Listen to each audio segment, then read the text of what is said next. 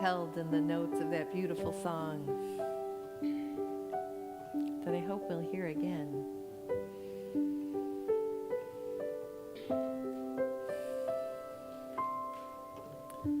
I'm going to share a version of the loving kindness meditation that is adapted from one of my spiritual teachers, Reverend Diane Burke from One Spirit.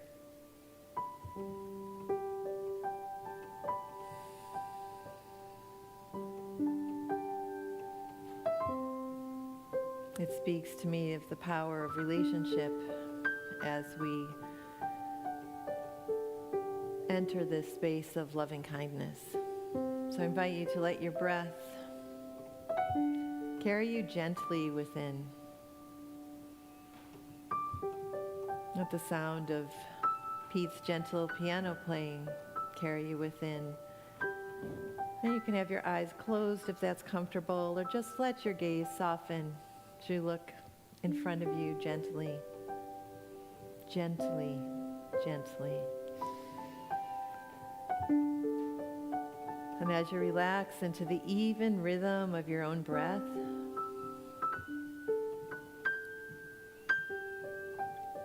let a willingness to be healed gather in your heart.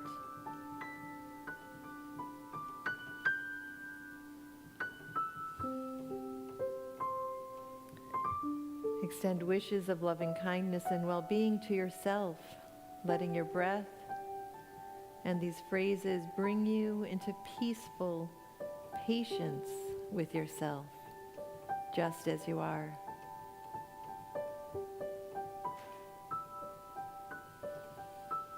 I invite you to repeat these phrases silently in the voice of your own heart.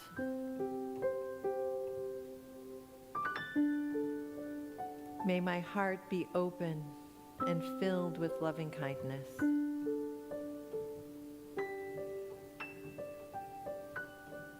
May I be set free from all suffering, all illusion, all fear.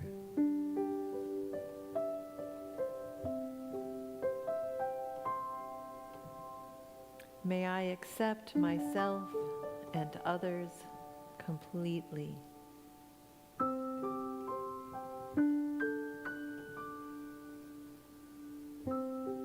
May I be happy and at peace.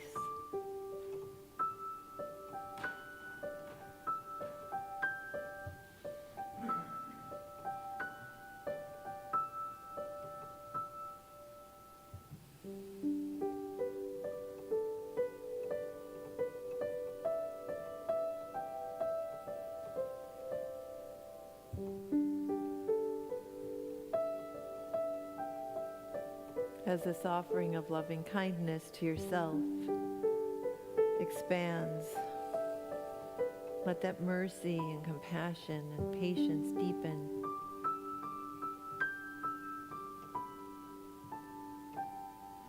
So that your expanding awareness pulls into your mind and heart all those you love, connecting to them, sending them your love, your compassion, your care.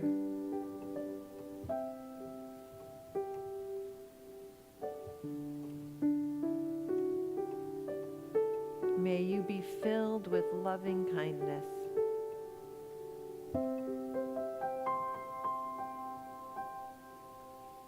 May you be free from suffering, illusion, and fear.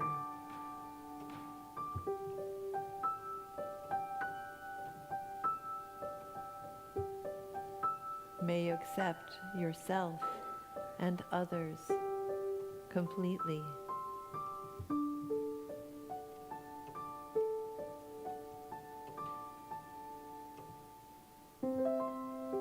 May you be happy and at peace.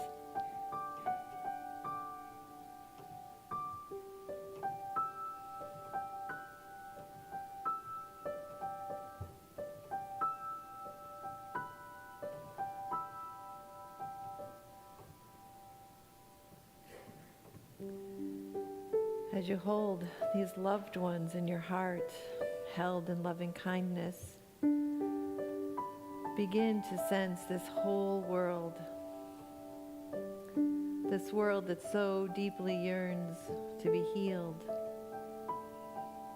to know its true nature, to be at peace. Let your loving kindness reach out to all beings in need of healing,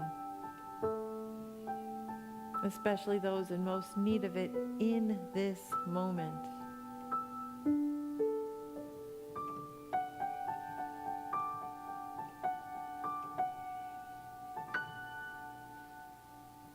May the hearts of all beings be open and spacious.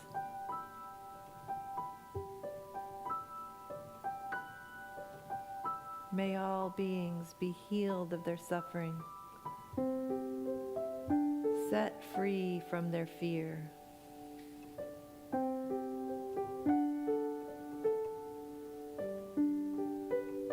May all relate to each other with kindness and love.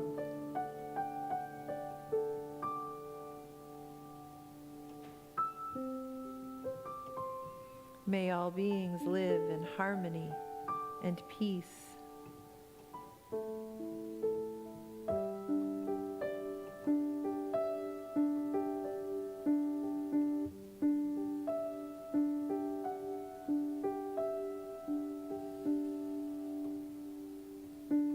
May all beings be filled with loving kindness.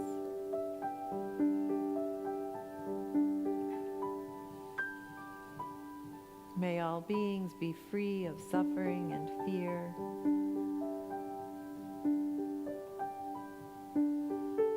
May all know the deep joy of acceptance.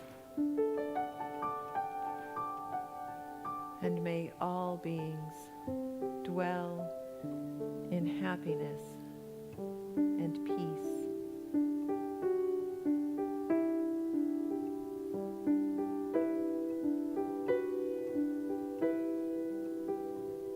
And so it is. Amen.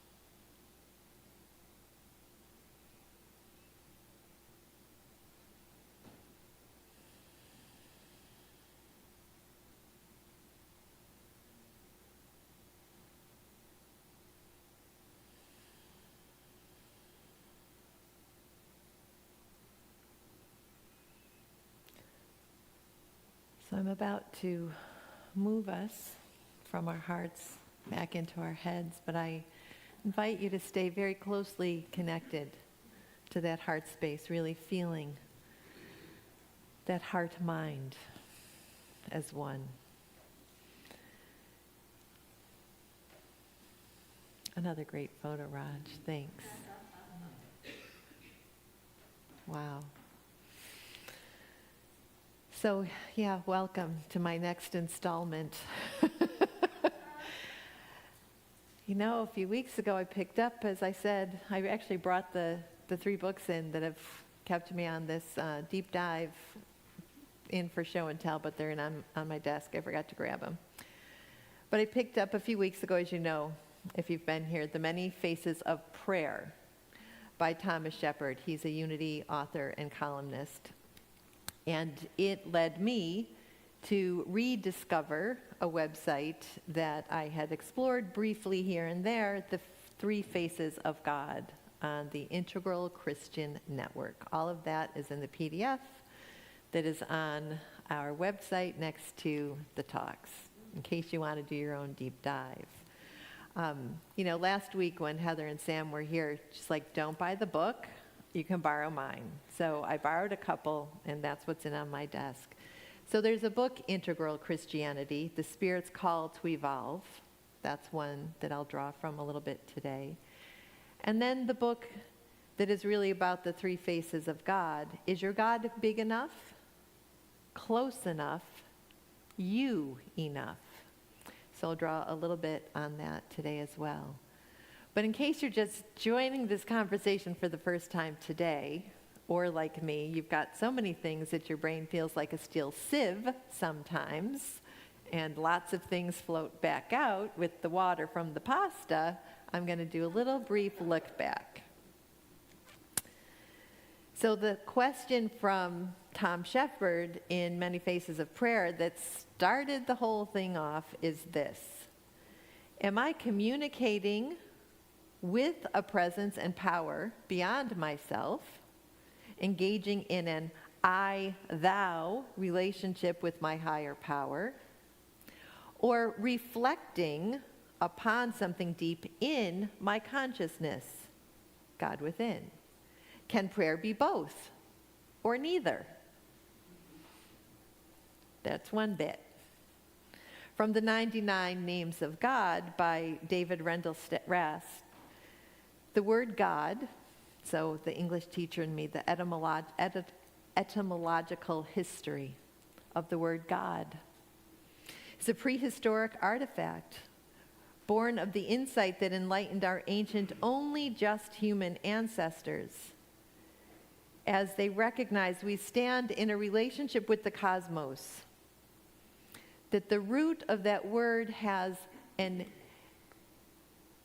the connotation of the word invocation, to call, because something in that cosmos called to our early ancestors and to our ancestors all through history, I would say. That's that practice of awe. Something called to them and responded. That is that God beyond us, the I am, the ground of our being. And so that little snippet then, also from Barry Taylor, because I do like to work this in as often as I can. Barry Taylor, the band manager from AC/DC. God is the name of the blanket we put over the mystery to give it shape. So all these little threads. And then last week, in looking at the infinite face of God beyond us, a God big enough for our mind, is Paul Smith sharing that behind the God that Jesus talked about, because he tells us Jesus talked about, to, and as God. So that's part of what we're exploring over these weeks. Behind the God that Jesus talked about was always the awesome creator of heaven and earth. Moses was told this face of God beyond us is the I am of infinite being. Paul taught the infinite face of God is one in whom we live and move and have our being. That's from Acts 17. Smith writes in Integral Christianity that Buckminster Fuller, and thank you to you, Dave Farrell, was the first person, not Dave, but Buckminster Fuller was the first person Paul Smith heard say that God was a verb rather than a noun. A beautiful expression of the infinite face of God as a process, not a being, as principle, not a being, a verb, not a noun. And then last week I shared that little bit from Cole Arthur Riley in This Here Flesh, who describes awe as a practice. When we are faced with that sense of the cosmos, or the soap bubble in our own sink, or a niece who's visiting, and the presence we feel, accepting the guidance that leads us to a medical procedure that can bring us a new sense of ease and comfort. Last week, awe for me was leaving here to go play with a 3-year-old whose our mutual faces lighting up when we see each other is a moment of awe for me. That I survived his mama growing up, so that I could eventually have a him, a little Elias. So, here we are. Holy wow, that was all just backtracking to get us to today. It has been such a rich, deep dive into my reading, into my thinking, into my praying, into my, as I love to call it, my grappling, my wrestling with God, which actually is one of the things that we're going to talk about with God beside us. That's the version of God you grapple with. It's that God is beloved friend. So we'll get there. So from Paul Smith, intimate face of God beside us, a God close enough for our heart. Are you back also in your heart space, not just in the head space that I dragged us into? Jesus, Paul Smith writes, magnificently modeled what the intimate face of God looks and feels like. This divine personal presence is pure love. However, not just love in the abstract, but love in the most intimate, dynamic way we first experience it, ideally, from a loving mother or father. Incredibly, Smith writes, incredibly, he talked to God. Jesus talked to God, calling this personal divine presence by the same name he called his Father, Abba. God is beside us as a loving father and mother and friend. So theologically, God beside us is the intersubjective. It's the between. It's the personal. It's the being face of God that comes in many forms. God, Jesus, the saints, nature, a friend. It's the immanent presence of God. The immanent, right here with us. The incarnation. God with us. That in a few months we'll be talking about Emmanuel, God with us. It's the immanent expression of the divine, close enough to us for our own heart.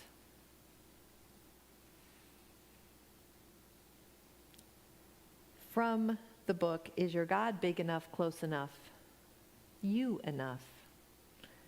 Smith writes, closeness to God is about bringing the reality of God's presence into our reality. You know your God is close enough if you can fall in love with the intimate face of God beside you. Jesus said the one thing God most desires is love your God with all your heart, with all your strength, your body, with all your mind. And love your neighbor as yourself. How many of you have heard those words before? Jesus charged us with loving God and each other. To this one I give my life, till my days be done. To this one I give my heart, till we merge as one. The intimate face of God is the presence of God as close to us as a friend, as close to us, honestly, as our own heart. The intimate face of God is ultimate reality that stands before us while we lovingly look into one another's eyes. It is evolutionary impulse that sits across the table from us and with us. It is divine intelligence that appears on the sofa next to us and starts a conversation. It is sacred love that puts a hand on your shoulder and reassures you in the middle of the darkest night. Look at whoever or whatever most reveals God to you as the great other.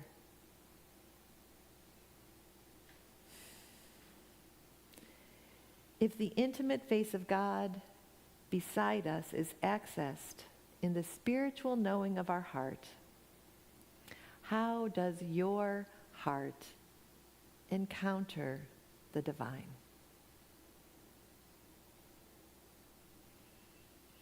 Who in your life has helped reveal love as a verb?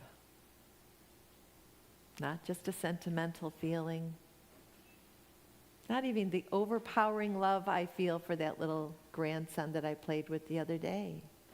Love as a verb beyond when it is easy. How has that charge of love God with your whole heart, strength, and mind, and love your neighbor as yourself, how has that called to you? How does it challenge the living daylights out of you? When have you felt your own egoic will, your desire to change everybody else, your desire to change outcomes? When have you felt that just melt away in surrender to God? Surrender to the beloved. Surrender to that voice of the divine intelligence that calls us forth. Does it feel uncomfortable to think of God as father or mother, friend, beloved? How we see that divine relationship is, of course, grounded in the relationships we have with our humans, sometimes with our four-legged companions, in all the joys and sorrows and complexities of family life, of community life, of civic life today. How are we called to love our neighbors as ourselves?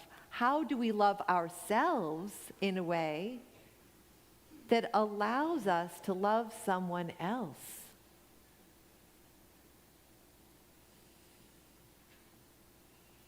How might contemplating God beside us lead us to reflect on those relationships in general?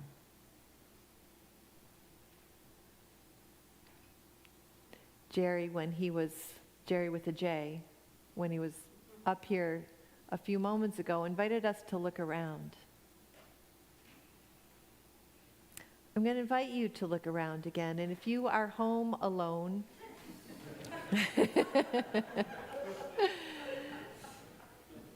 make eye contact with somebody that you're sitting next to. Those of you who are home alone, I'm going to look directly at the camera for a minute so you can feel me seeing your essence. This camera here, this camera here. Or take a minute to go look at a mirror and let your own eyes behold the divine in yourself.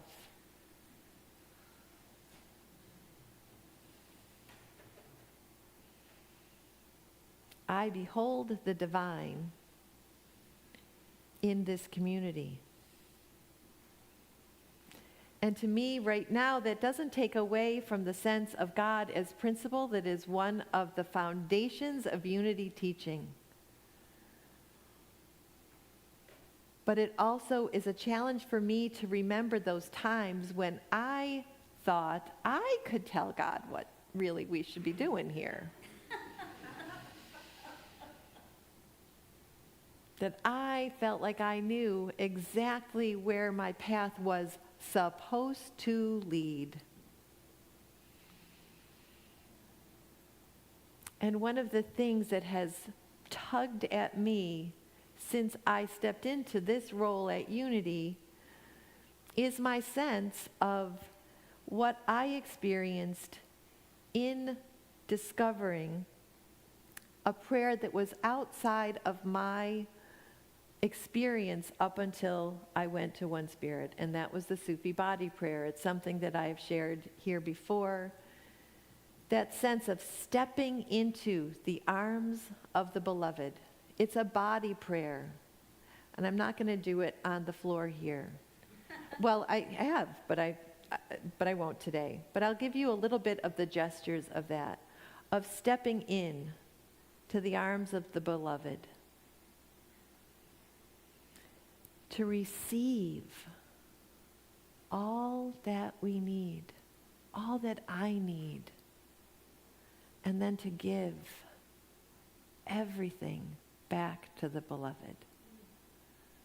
And with an open heart, to give thanks and praise, to surrender. And this is where, at home, I would put my head right on the ground in surrender. To surrender that my will becomes the will of the beloved, and that I remember now and always I am one with the beloved.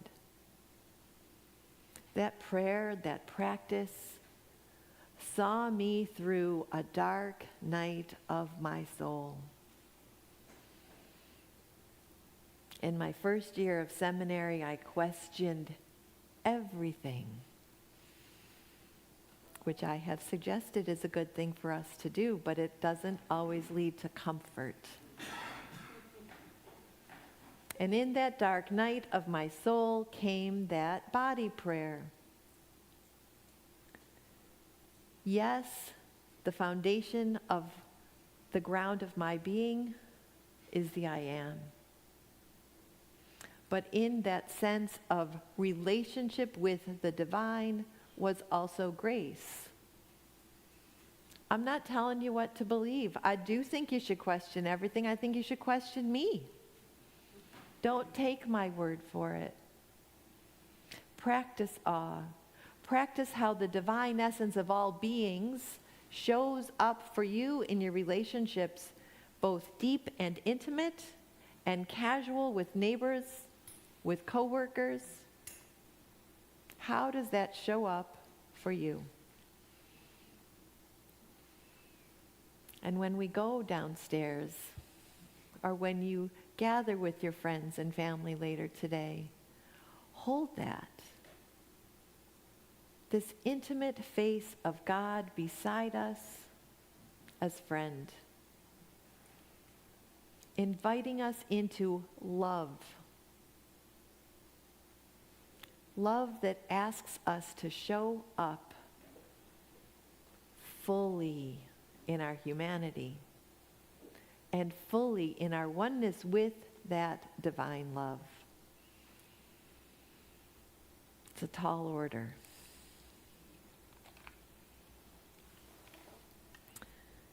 Because I like to close with a poem, I'm actually going to close with one that I wrote after that dark night of my soul. And I don't know if I've shared this before. It is born from that Sufi body prayer. And as I was led out of the darkness and back into that light of, okay, God, I surrendered and here we are, this kind of bubbled up on retreat. My beloved, inspired from the Sufi body prayer. I step into the embrace of my beloved. And here, in this moment, is all I need. Receive. Receive. First, receive. Love, grace, and again, love. Love to give back now to my beloved. Love enough to release my fear and worry and smallness. Love enough to open my heart. Where can I run from your love? My lips, my eyes, my limbs, my joyful dancing feet carry me to yes, and yes, and yes. Yes, says my heart. Yes. And I reach in, pluck out the final shard of glass that broke me open and offer it to my beloved and surrender to the light, the radiant light that spills out of this tender opening in my heart, pulls me, invites me, loves me into surrender. My will becomes thy will. Yes, and yes, and love, always.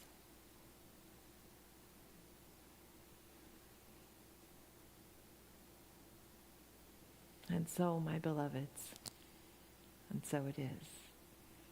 Amen.